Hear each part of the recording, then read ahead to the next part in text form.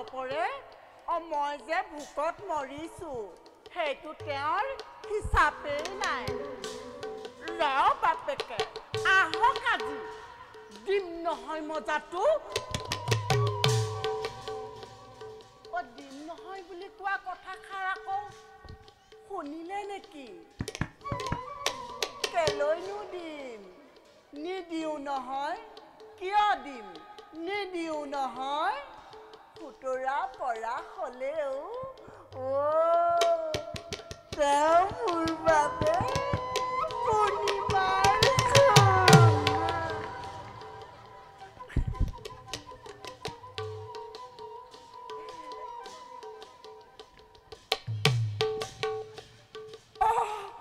আহিলা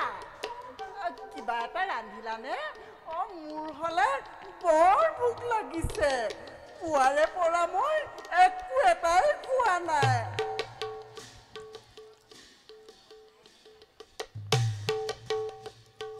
একো এটাই খোৱা নাই নহয় নে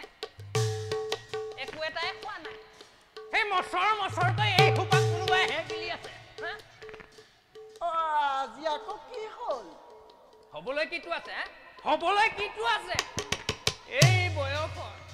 এইটো দেহাই মই গোটেই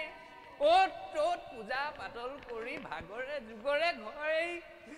এই গৃহত সোমাওহি তাৰ পিছত অন্তত মই সুখত এমুঠি খাবলৈ পাব লাগে নাই সেইটো হলে নাই শেষত আকৌ মই পাক ধৰিলেহে সিদ্ধ সিজে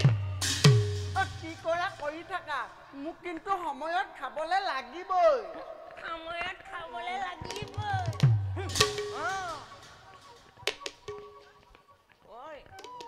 মই সুন্দৰকৈ ৰান্ধি দিম তুমি খাবা হ'ব হ'ব হ'ব এইবোৰ নচলিব এইবিলাক নচলিব মই আজি কিবা এটা হেষ্ট নেষ্ট কৰিম বুলি ললো যেতিয়া ললো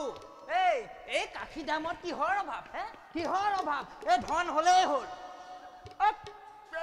কি কৰা কৰি থাকা দেই মই হলে সেইবোৰ নাজানো মই এটা কাম কৰি খুৱাব লাগে মোক কিন্তু কাম কৰা কথা কৈ জ্বলাই নলবা কৈ দিলো নজ্বলাও মই সব বুজি পালো তোমাৰ কথা বুজিছা সব বুজিলো আৰু সব